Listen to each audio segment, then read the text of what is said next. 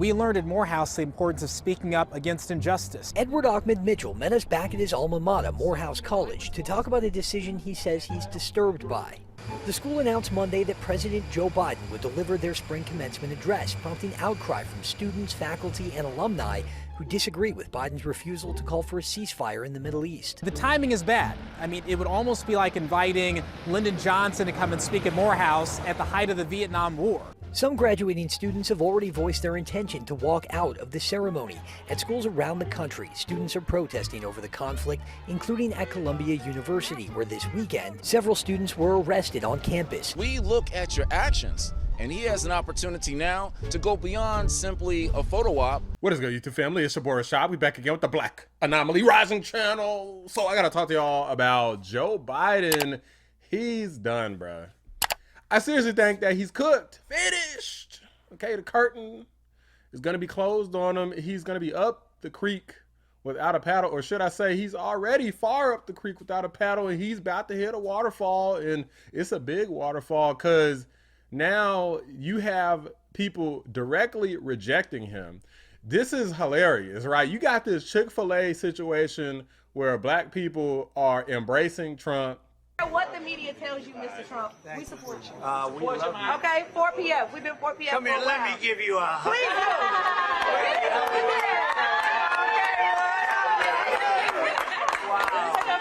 do. People trying to say it's fake, it's staged, all of this stuff. Hello, you got a whole YouTube channel right here and a bunch of others and a bunch of other people you could ask. Plenty of people on the street, they support Trump. And you got the juxtaposition where you got Joe Biden saying that he's going to be a commencement speaker at Morehouse out here, big HBCU out here in Atlanta, my stomping ground. And people are like, no, we're good. We don't want Sleepy Cricket Joe over here. It's just a horrible look for him. It looks like things are not looking good at all. Like if he can't even get some of these young voters, because no offense to anybody, but a lot of people when they're younger are not politically savvy. They don't know what the heck is going on. And it's all feelings. It's a bunch of indoctrination. It's like half truths and facts are given to them to convince them of just enough to support the Democrats normally, right? But in this case, even that's not working because, in my opinion, a stupid reason is because of this situation with Israel and Gaza and the Palestinians. Basically, since these people have no foundation to stand on, most of them, they are vehemently in support of a ceasefire in Gaza. Now, I've already said my feelings on the matter. As a quick reminder for anybody who's new here, I really could care less about the situation. I just don't want them giving money to Israel continuously, like giving them additional aid. Like anything that we previously promised, sure, whatever, keep our whatever we said we was gonna do. But anything additional, no. I don't want Ukraine to get no extra money, and I don't want Israel to get no extra money.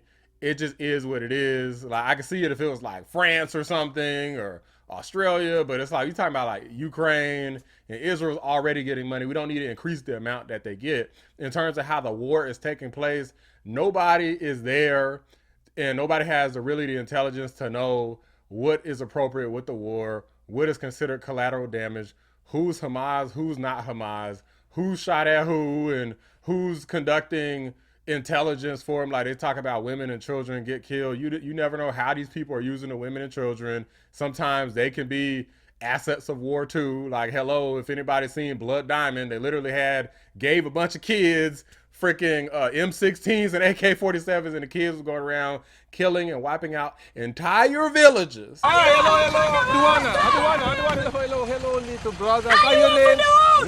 Only RUF on the road.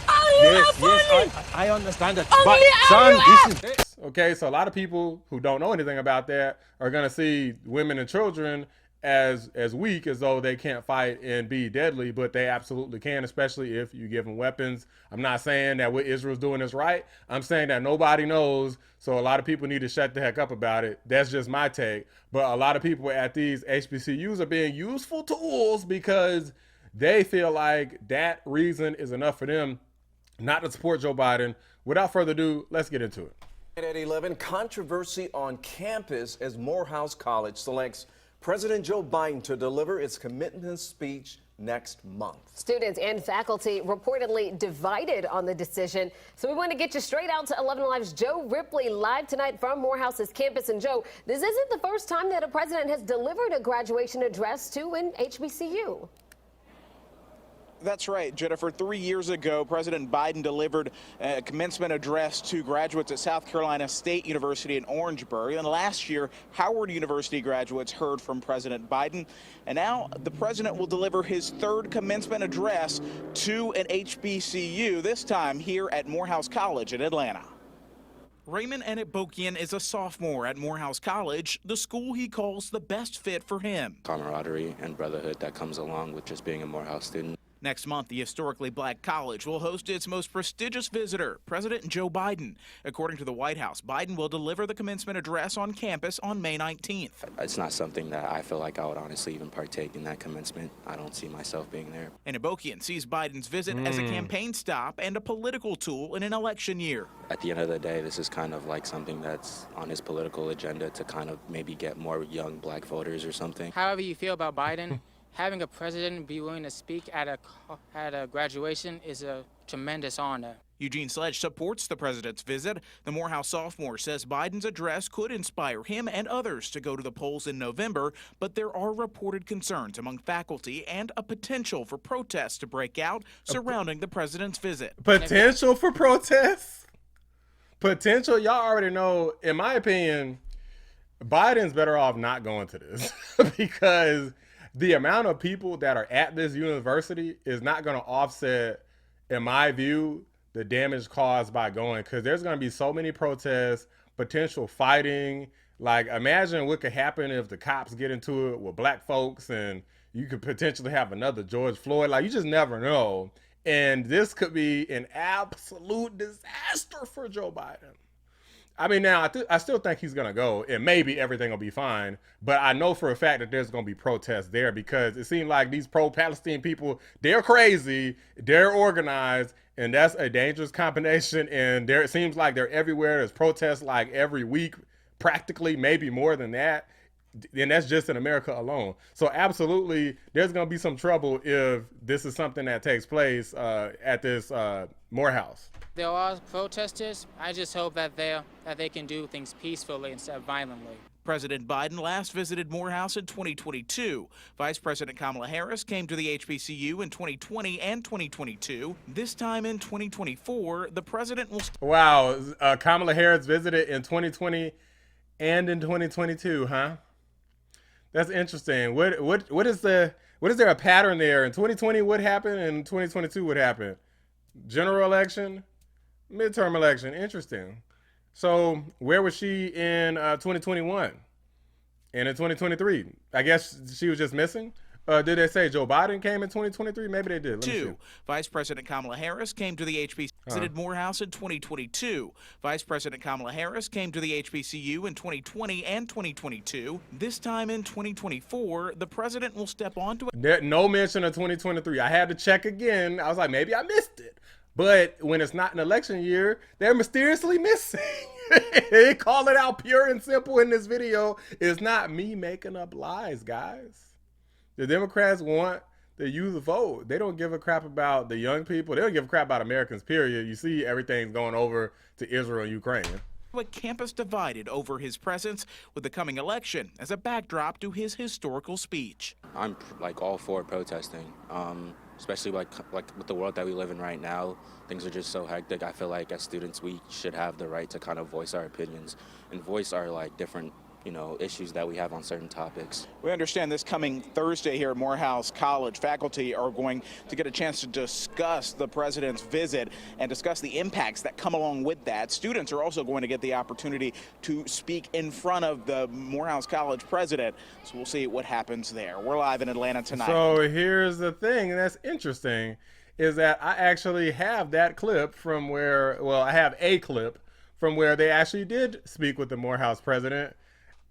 This is just unbelievable, guys. Like the way that this took place. Let's just jump right into it. Right now, I'm being told that we need to use our platform as Morehouse men. Why are we using it to support someone who hasn't been supporting Palestine and Gaza and things like that?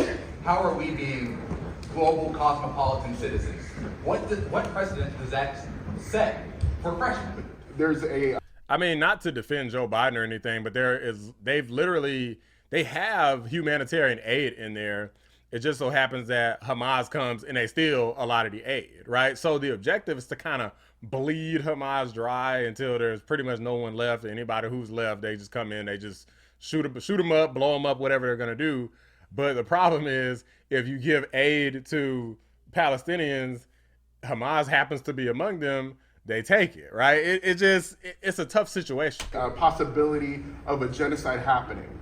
And we're seeing our government continually sending more and more weapons, 2,000-pound bombs that are being dropped on whole neighborhoods, schools being destroyed, hospitals being destroyed. You condemn what's happening, man. Children is dying, innocent people being blown up, and you can see the videos and you can't deny the videos.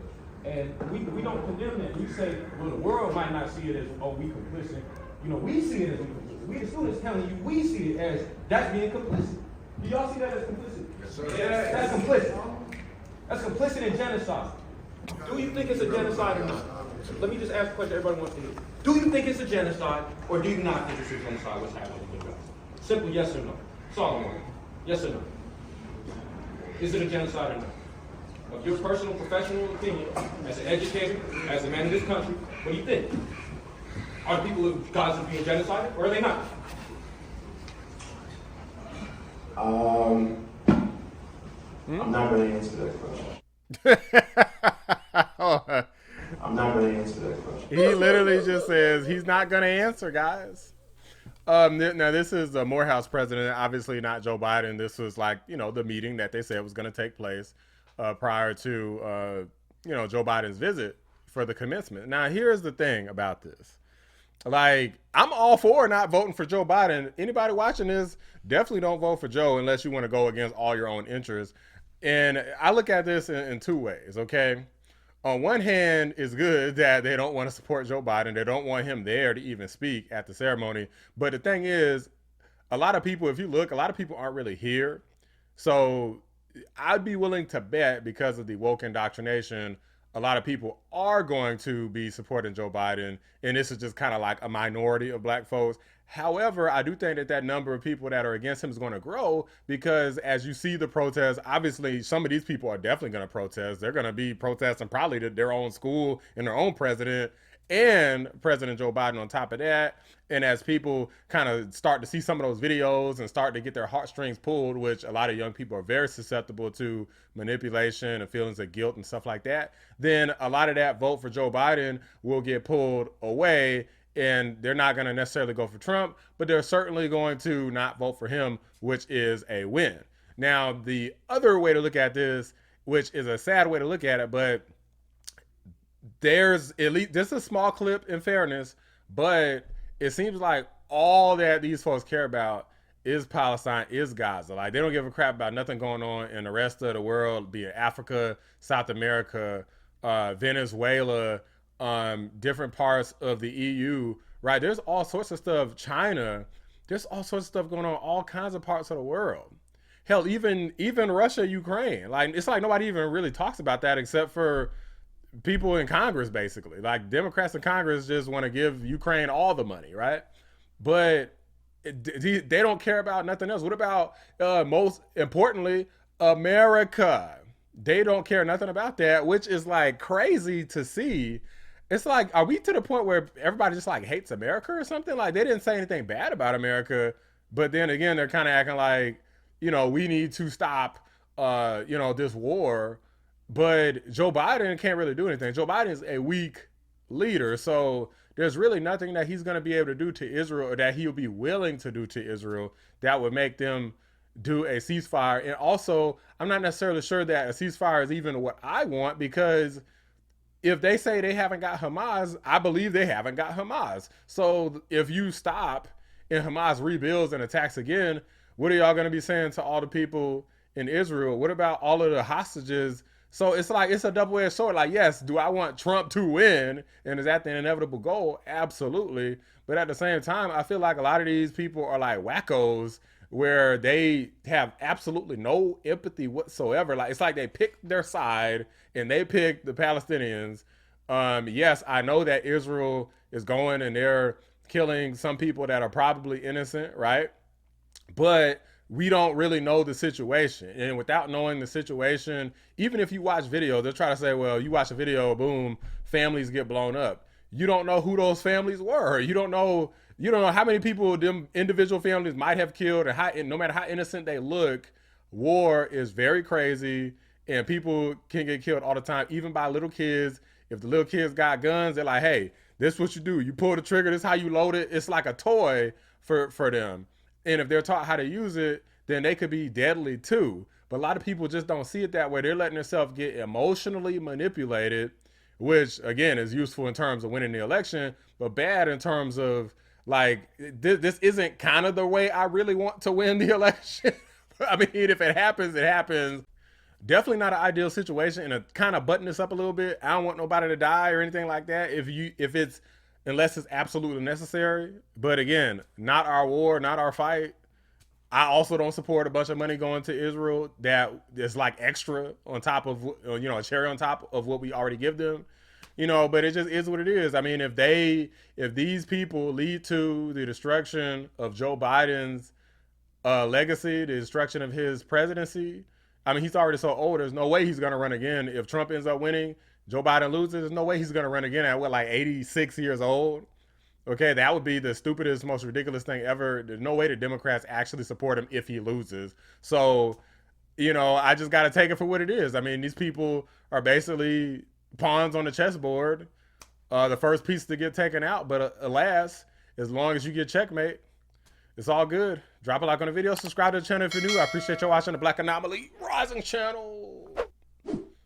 I'm out. Is there concern that he would be, disinvited from Morehouse or anything? Is he planning to go? So look, I'm certainly not gonna speculate or go into hypotheticals. The president is certainly looking forward to these commencements, these two upcoming commencements.